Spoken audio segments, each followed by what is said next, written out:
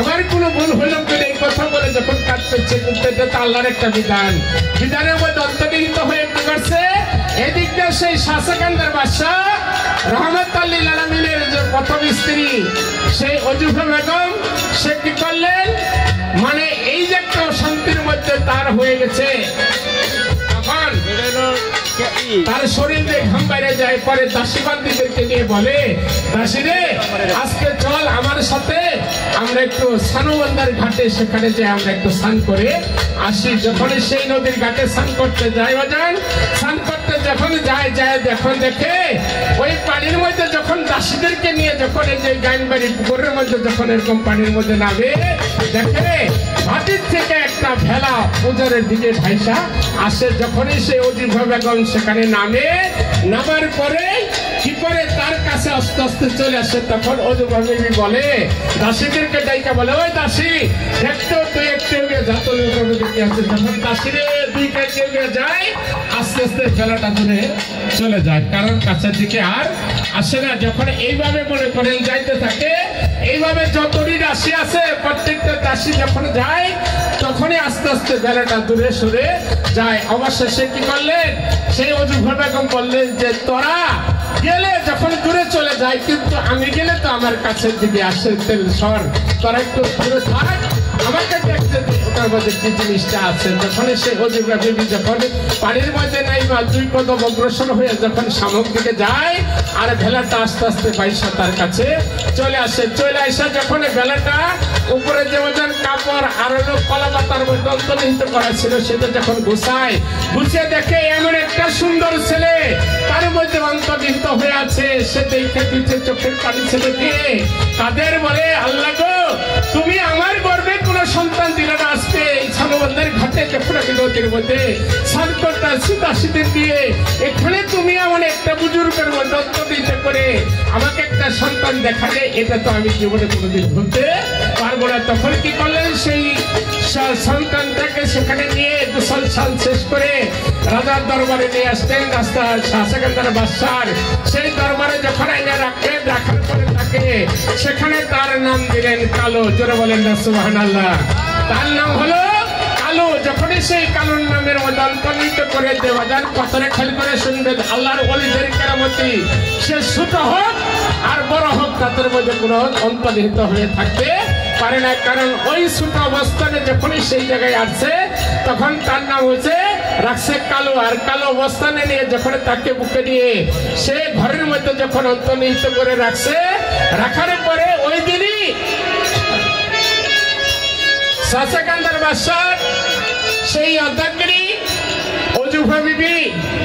গভীর রজনীতে স্বপ্নে দেখতেছে, এবং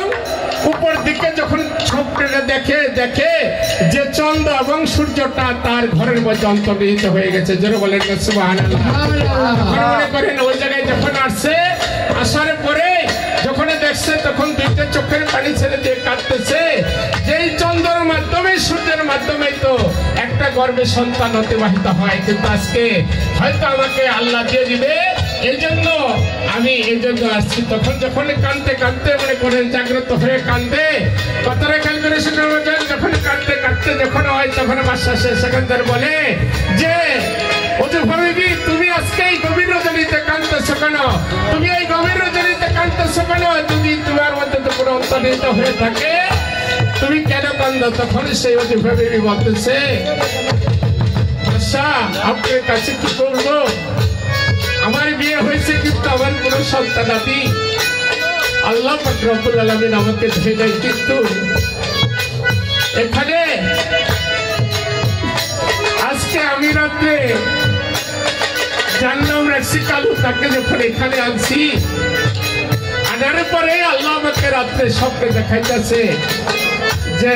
আমার গর্ভে এরকম চন্দ্র সূর্যের একটি ছেলে অন্তর্নিহিত হয়ে যাবে। জোরে বলেন না সুবহানাল্লাহ। তখন কান্দে, তখন বাদশা শাসকান্দার বলে, রানী তুমি কান্দো না, কারণ আল্লাহ যখন তোমাকে গভীর রজনীতে দেখাচ্ছে, হয়তো তোমার গর্ভে আল্লাহ এরকম চন্দ্রের মতন একটা ছেলে সন্তান তোমার মধ্যে অন্তর্নিহিত করে দিবে। যখন এই কথাটা বলে বাজান, সেদিন থেকে গর্ভে সন্তান হয়ে যায়। সেই সন্তান যখন হয়ে যায় এইভাবে মনে করেন 5 মাসে 50 টা 6 মাসে 6 ঋতু 8 মাস যখন যায় 9 মাসে 10 হয়ে 10 মাস 10 দিন যখন যায় যাওয়ার পরে সেই তার ঘরে মাওজুফাবিদের ঘরে তার একটা ছেলে সন্তান আসে এমন স্বর্ণের কালারের মতো সুন্দর একটা ব্যক্তি সেটা জীবনে কোনো ব্যক্তি দেখতে পায় নাই যখন এইটা দেখাই মাওজুফাবিদি পাগল হয়ে যায় হায় আল্লাহ এমন একটা সন্তান আমি নদীর কুলে পেয়েছি সে এত সুন্দর তার চাইতে বেশি সুন্দর সন্তান আল্লাহ পাক রব্বুল আলামিন আমাকে চন্দ্র তারকারাজি দেখে আমার ঘরের মধ্যে অন্তর্নিহিত করে দিয়ে দিচ্ছে এই জন্য আমার কপাল যেত ভালো হয়েছে তাকে কোনোদিন কারো কাছে বলতে পারবো না যখন জানি সেখানে এই কথাটা যখন আসছে ওই যে কালো আর সেখানে সেই বাচ্চাদের সকলকে দেখে বলে তাহলে এর নাম কি রাখা যায় বলছে এর নামটা রাখলাম আজকে থেকে আমি গাজী জোর বলেন না সুবহানাল্লাহ আল্লাহ হলো বড় গাজী হলো ছোট এই দুইজন দুই ঘরের দুজন তার কিন্তু বাবা হলো বাদশা শাহ সেকান্দার সেখানে কি করলেন এইভাবে যখন থাকতে মনে করেন একত্রে থাকে আর দুই ভাইয়ের মধ্যে এমন একটা মিলন হয়ে যায় মিলনের মধ্যে একটা পাগলের আবির্ভূত হয়ে যায় এটা কোনোদিন কারো কাছে বলা যায় না দুজনের মধ্যে এমন একটা প্রেম ভালোবাসা অন্তর্নিহিত হয়ে যায় হইতে কি করে সেই বাদশা শাহ সেকান্দার চিন্তা করে গাজীকে তবে পেয়ে আনছি তাকে কি করি তাকে আমার যেখানে বোন করতে যেখানে থাকে রাখালে বেশি পাহারা দিতে হয় না বাজান সেখানে তাকে চাকরি দিয়ে দায়িত্ব দেয় আর এদিক থেকে গাজী যখন তার ঘরে থাকার পরে কি করে সে পাগল বেশে সেই কালোর সাথে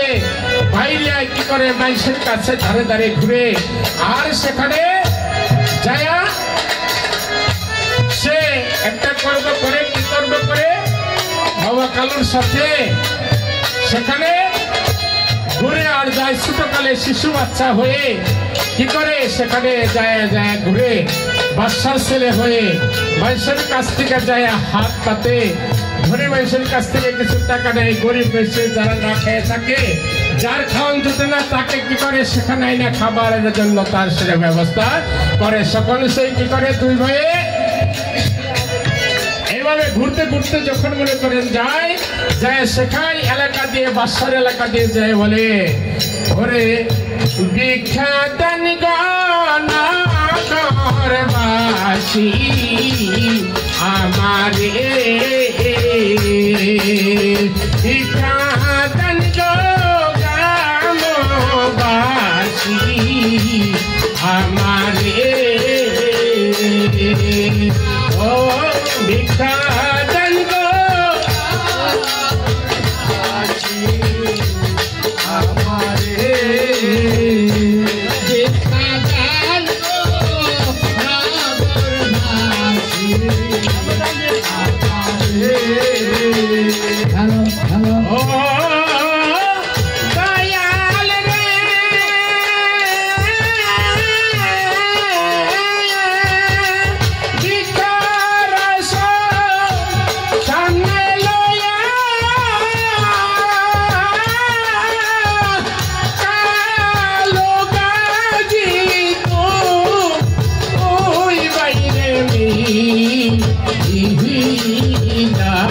আমরা ভিক্ষা করি নগরে শহরে বাইরে ভিক্ষা করি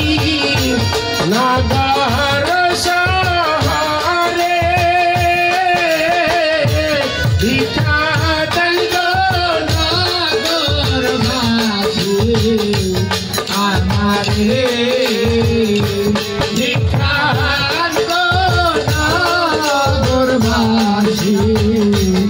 আমারে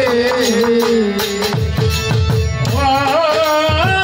দয়াল রে